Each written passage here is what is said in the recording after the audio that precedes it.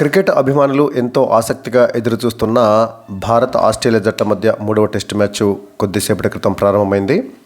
Toss గెలిచినటువంటి India captain Rohit Sharma మొదట bowling ఎంచుకున్నాడు. సో ఓవర్కాస్ట్ కండిషన్స్ ఉండటం వల్ల పిచ్ పైన తొలి 2 రోజులు పేసు బౌన్స్ బాగా ఉండి బౌలర్లకు సహకరిస్తుంది అనేటటువంటి అంచనాతోటి రోహిత్ శర్మ బౌలింగ్ ఎంచుకోవడం జరిగింది. ఈ సిరీస్లో ఇప్పటివరకు 3 సార్లు టాస్ వేస్తే 3 సార్లు కూడా ఇండియానే టాస్ గెలిచింది. తొలి టెస్ట్ మ్యాచ్లో బుమ్రా టాస్ గెలిస్తే రెండవ టెస్ట్ మ్యాచ్లో రోహిత్ శర్మ టాస్ గెలవటం జరిగింది. ఇప్పుడు 3వ టెస్ట్ మ్యాచ్లో కూడా రోహిత్ శర్మనే టాస్ గెలవటం జరిగింది. సో భారత జట్టులో మొత్తంగా చూసినట్లయితే ఒక 2 మార్పులు జరిగినాయి. అందరూ ఊహించినట్లుగానే రవిచంద్రన్ అశ్విన్ను తుది జట్టు నుంచి తప్పించారు. అయితే అశ్విన్ ప్లేస్లో వాషింగ్టన్ సుందర్ జట్టులోకి వస్తారని చెప్పేసి అందరూ భావిస్తే వాషింగ్టన్ సుందర్ బదులుగా రవీంద్ర జడేజాను జట్టులోకి తీసుకోవడం జరిగింది. అదేవిధంగా మరొక మార్పు జరిగింది. ఫాస్ట్ బౌలర్ నితీష్ రాణా ప్లేస్లో ఆకాష్ దీప్ని ఎంచుకోవడం జరిగింది. నితీష్ రాణా ఈ టెస్ట్ సిరీస్లోనే అరంగేట్రం చేయడం జరిగింది. ఫస్ట్ 2 టెస్టులు ఆడాడు. ఫస్ట్ టెస్ట్లో మంచిగా బౌలింగ్ చేశాడు. అయితే రెండవ టెస్ట్లో పెద్దగా రాణించలేదు. అందుకని నితీష్ రాణా ప్లేస్లో ఆకాష్ దీప్కి తుది జట్టులో స్థానం లభించడం జరిగింది. అదేవిధంగా ఆస్ట్రేలియా జట్టు చూసినట్లయితే ఆస్ట్రేలియా తుది జట్టులోకి నిన్న చెప్పుకున్న విధంగానే జోష్ హ్యాజిల్వుడ్ వచ్చాడు బౌలింగ్ ప్లేస్లో.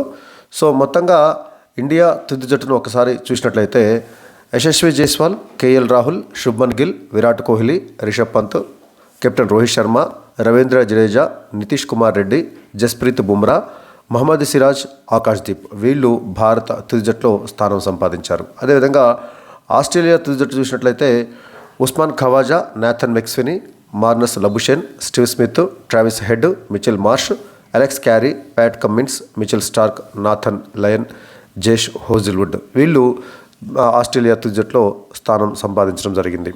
మ్యాచ్ కొద్దిసేపటి క్రితం ప్రారంభమైంది. అయితే మ్యాచ్ ప్రారంభమైనటువంటి కొద్దిసేపటికే ఆస్ట్రేలియా వికెట్ నష్టపోకుండా 19 పరుగుల వద్ద ఉన్నప్పుడు వర్షం చిన్నపాటి అంతరాయం కలిగించింది. ఆ తర్వాత కొద్దిసేపటికే తిరిగి మ్యాచ్ ప్రారంభమైంది. ఆస్ట్రేలియా ఓపెనర్లు పెద్దగా ఇబ్బంది లేకుండానే బ్యాటింగ్ చేస్తున్నట్లుగా కనిపిస్తుంది.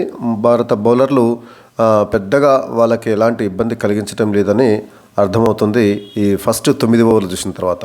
సో కడపటి వార్తలు అందేసరికల్లా ఆస్ట్రేలియా తొలి ఇన్నింగ్స్లో 9 ఓవర్లలో వికెట్ నష్టపోకుండా 24 పరుగులు చేసింది. సో చూద్దాం మరి ఇండియన్ బౌలర్సు ఈ ఓవర్కాస్ట్ కండిషన్స్ని సద్వినియోగం చేసుకొని మరి వికెట్లను తీస్తారా, లేదా ఆస్ట్రేలియా ఓపెనర్లు నిలదొక్కుని మరి తమ బ్యాటింగ్ను కొనసాగిస్తారనేది.